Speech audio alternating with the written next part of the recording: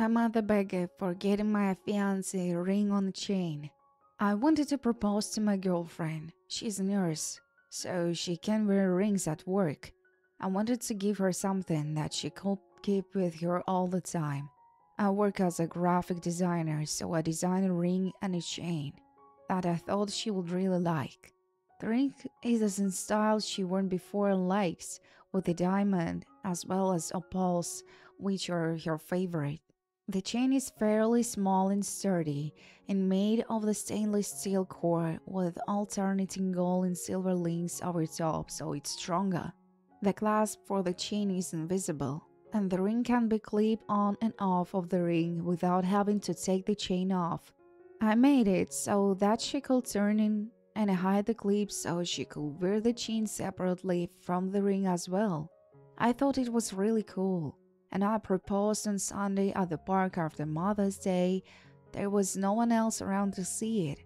She was initially excited when she saw it and immediately said yes. However, when she pulled it out and saw the chain attached, she accused me of trying to pry her and wouldn't hear a word in edgewise. She was yelling at me and crying, and I felt horrible. I tried to explain, and she shut me down and went back to her mother's. Now she won't talk to me, and I don't know what to do. So I'm at the beggar. I'm at the beggar for evicting my roommates after they threw a party without my consent. I have 3 kids, and last year my husband, children's father, passed away during open heart surgery complications. I was a stay-at-home mom and always had been, so I had no idea where to start. I've never had a job, and admittedly, I didn't even have my license. It was thought from every single angle, but in short, I needed help, so I decided to let my best friend Jesse and his wife Kim move into separate rooms to help pay rent. I immediately went for my license and quickly got a job. During this time, my parents were helping with babysitting my kids, and thankfully, within 6 months, I had become comfortable with the adulting lifestyle, but we were all still grieving heavily, as I never really gave myself time to process the loss of my husband, nor did my babies really grasp that daddy wasn't coming home, which made things much more difficult. So anyways, my roommates have been fine for the most part, but have recently started attempting to get me to party more, let loose and have fun, things I'm still not even remotely comfortable with. And I've expressed this multiple times, that I have some unresolved trauma involving men from my childhood and don't really feel comfortable being around any guy while drinking. I'm working through that in therapy started recently, but there is a long road ahead. Well, I picked my girls up from soccer practice yesterday and brought them out for ice cream. We got home around 6 p.m. and there were 3 or 5 unknown cars in my driveway, and I could hear the music blared. I walk inside to find easily 10 plus people, mostly men, drinking, dancing, and partying with my roommates. I immediately turned off the music and told everyone to leave. My roommates called me a push sport and said I need to let go. Between them having strange drink man in me and my husband's home around my girls and not respecting my boundaries on non-partying in general, I decided to evict them this morning, where I had a lease already drawn up stating I could evict them at any time with a week notice. I only gave them 7 days to be out, and I wasn't within my rights to do so. They are saying I'm the bad guy for blindsiding them after all they've done for me, but them having drunk guys in my house around my daughters without even asking. Knowing what I went through was not a situation I will ever forgive. But am I the bad guy here?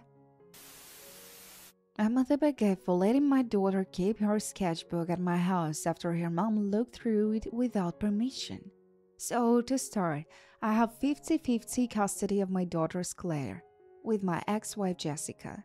Jessica is married to Chris, who has 2 kids, Eddie, Luke. Claire spends 1 week at my place, and 1 week with her mom. Sunday is the swap day. 2 weeks ago, Claire has a huge fight with her step siblings. Apparently, they snuck into her room when she was away and went through her stuff, breaking some of her important items in the process, and Claire screamed at them.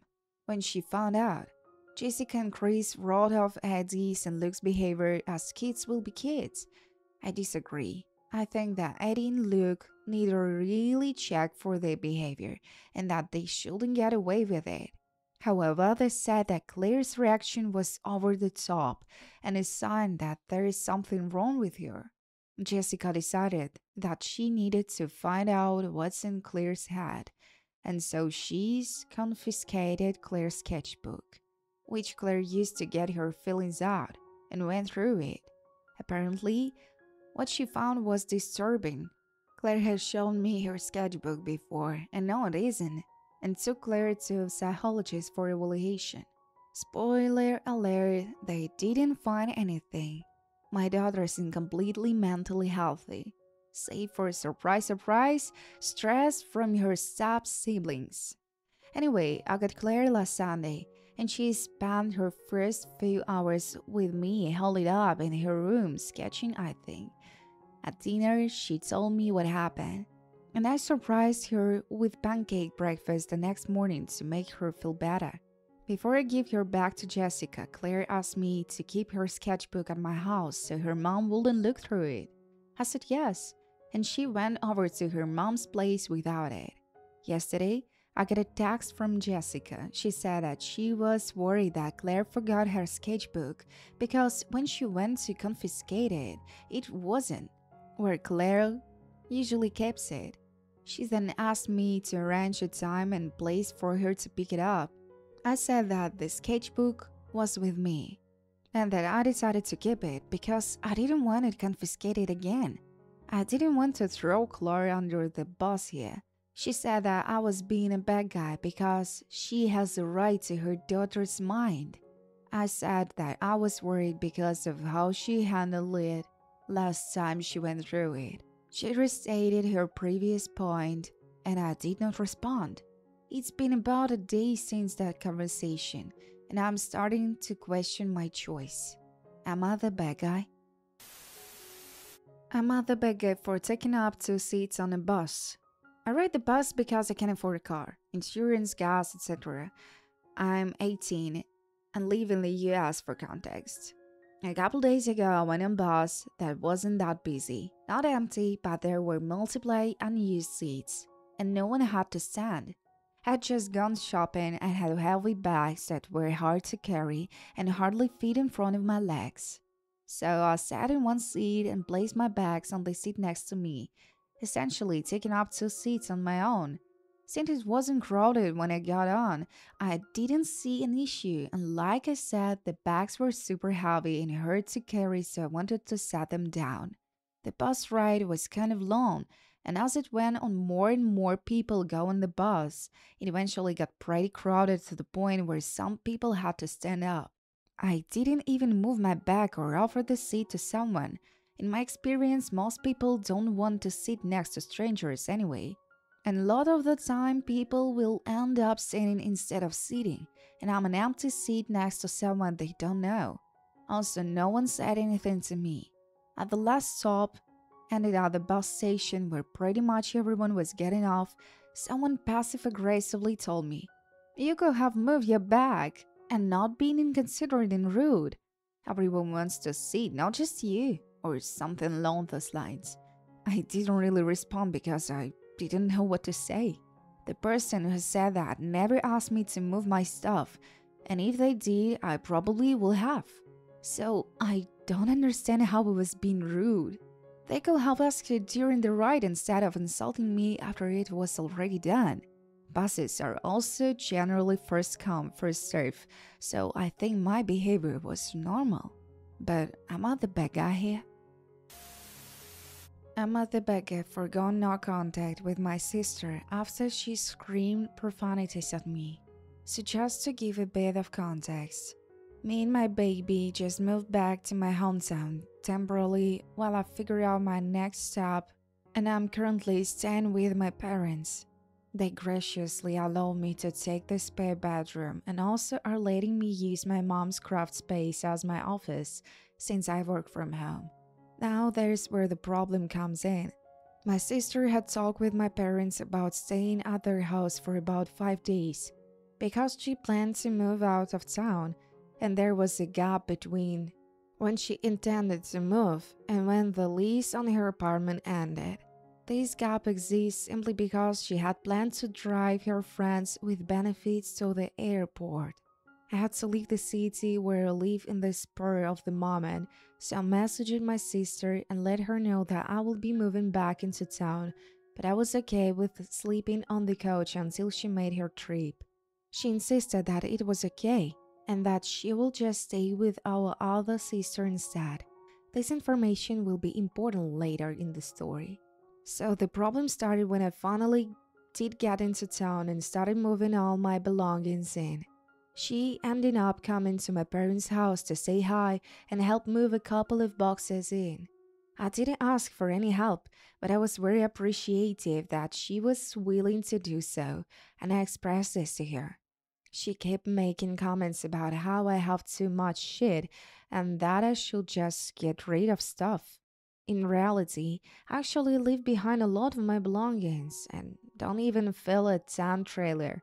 Finally, I had enough, and I told her that while I respect her opinion, I do not need unsolicited advice, and that she was just stressing me out more than actually helping. She stormed out of the house and didn't talk to me for the rest of the day. The next day, she was seemingly over it, and we spent a bit of time together. For reasons unknown to me, she didn't stay with our other sister after all and decided to sleep on my parents' couch, and I told her she could keep her clothes in the bedroom I was moving into. Once the afternoon approached, I began putting everything away and getting settled in again, and she came into the spare bedroom to keep me company. I'd like to mention that I never once asked for help or requested company, and she did this of her own volition. Well, I made a comment about how I was upset that some of my furniture had been damaged and that I will have to try my hand at fixing it up. For some reason, she took this in a negative light and told me to get over it because it wasn't even that bad. I responded by telling her I would appreciate if she didn't always contradict everything I said, and that I was simply trying to express myself. She stormed out of the bedroom, muttering profanities at me under her breath, and then came back a few seconds later saying she's just grab her stuff and leave. I was pretty upset at this point, so I told her to please do so, and started handing her belongings to her. This enraged her even more, and she started screaming in my face, calling me a witch, and telling me to f off. I got flustered and pushed her out of the room and closed the door in her face. In hindsight, I know I could be handled the situation better, and I shouldn't have asked her what was actually going on. I know so far this has just sounded like typical sibling rivalry and isn't quite enough to go on contact, but bear with me here. She came back a couple hours later once my parents were already home and sat on the couch. We were all preoccupied with other things. I didn't think to greet her when she came in. My mom was in the kitchen cooking dinner. I was putting my baby to sleep, and my stepdad was watching TV. So we were all in our own world and not necessarily acknowledging each other. My sister got mad that nobody greeted her and yelled at my parents for picking sides. I had only told my mom that we got into an argument, but I hadn't even told her why. They were obviously confused. But she didn't even give them the chance to defend themselves before she started screaming at me. She was calling me all kinds of profanities, and I'll attempt to calm her down by explaining that I'm going through a very hard time and could use a bit of grace and understanding. I never raised my voice once and tried to handle this in a mature manner. Well, she continued to scream over everything I was saying, and so I walked out of the house to get away from it. I could still hear her from where I was, in the backyard, yelling at my parents, saying that I'm not the only one who needs a place to stay. and that she's so glad she's moving because she's never going to talk to them again, and just overall being very terrible. Eventually, she gathered all her belongings and left. To be frank, it was quite upset and was crying and didn't really want to talk about the situation, so I told my parents that I just needed some space. Well, a couple of days later, my mom called me while she was at work and said that she talked to my sister and they are on the good terms, and my mom wants to have a going away dinner for her. She said she wanted to talk to me about it because of everything that happened. I told her that it ultimately isn't up to me and that I have no problem with them hosting the dinner, but I will be keeping my space from her and that I don't intend to keep in contact with her. My mom asked me to reconsider any since my sister always tells me what's going on in her life and any problem she encounters, my mom wants her to at least have someone to go to when she moves away since I was always her go-to person. Well, to sum everything up, I didn't talk to her much during the dinner, deleted her off my social media, and have not talked to her since. My family thinks I should just forgive and forget, but I'm not comfortable doing so. So, am I the bad guy here? Am I the bad guy for contacting my husband's job without his permission? For background, my husband Carl and I have been married for 3 years, and I'm 5 months pregnant with our first child. Following a head injury he received from a car accident last year, Carl has had epilepsy. He probably has a seizure once every 3 months, even with medication. Yesterday, after I got home from work, I heard Carl fall in the bathroom, and when I went to check on him, he was seizing. Carl was working from home with this happen, and his work team had a big project deadline coming up, so he had also been swamped with work. Cal was feeling super woozy and out of it after the seizure. We decided that he needed to take it easy for the rest of the day. At one point, he asked me to get his glasses from his office, which I did. While getting his glasses, I noticed that he had 50 plus new messages from various supervisors and coworkers. I didn't read any of them, but when I noticed how many messages were popping there were, I messaged my cousin, one of his bosses, privately and said that while he is fine now, Kyle just had a seizure and he's probably not going to be able for the rest of the day. My cousin was understanding and said not worry about it. When I told Kyle that I messaged my cousin, he was upset with me because he didn't think it was okay for me to message them without telling him first. He yelled at me for crossing a boundary, something he later apologized for. His thinking is that it wasn't my place to message his supervisor because he never told me that it was something I could do for him. My thinking was that I didn't want his coworkers to think that he just went MIA for no reason or that something was seriously wrong with him. But I can see how that might have been overbearing. I apologized to Carl already for the sake of making peace, and I won't reach out to anyone on his behalf again. I honestly just want to know if I was in the wrong here because I didn't have any bad intentions and I feel like he overreacted. And also added to add, my husband's supervisors were already aware of his epilepsy. I didn't tell my cousin anything he didn't know already, for what it is worth. But am I the bad guy here? Am I the bad guy for not giving up my seat for an elderly woman on the tram? I'm currently 5 months pregnant. Even though I'm in my second trimester, I don't look very pregnant. Additionally, I wear baggy clothes, so it will be thought to see my bum either way. In terms of fitness and health, I'm really active, but recently I've been struggling with fatigue from the pregnancy. After a full day of work, I'm a uni lecturer. On my feet, I'm exhausted. Today I was on the tram headed home from work and most of the seats were taken. I decided to sit in the seats reserved for those who need it, like disabled, elderly, pregnant, and children, etc. I usually don't do this unless I absolutely have to, like today. I was minding my business while listening to my podcast. when this older lady, I would guess late 60s, early 70s, tapped me on the shoulder. I removed my headphones and asked how I could help her. She said to me that it's rude for me to sit in these seats and ask if I could stand in the seat. The way in which she said this was pretty rude. I'm a shy person and I hate conflict, so I was a bit taken aback by her attitude.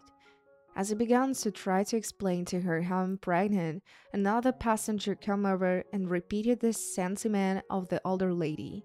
Once they stopped talking, I managed to quickly say, "Actually, I'm pregnant," to which the older lady scoffed. She said I couldn't possibly be pregnant and told me to give her the seat. I refused to move and explained to her I needed the seat as much as she did. At this statement, she lost her shit at me. By this point, we had reached the next stop, and the tram conductor came to see what the yelling was about. The older lady told him what was happening, and he looked at me and said, "Are you really pregnant?" To which I obviously said yes. Then he said to the lady that there was a free seat near the front that she could have, which she begrudgingly agreed to take. The other passenger then said to me that even if I'm pregnant, I should always give up a seat to an elderly person as they actually needed more. After this, I actually felt pretty guilty. Maybe she did actually need it more than me, but how can you tell it? So I'm at the bad guy for not giving up my seat to an elderly woman on the tram.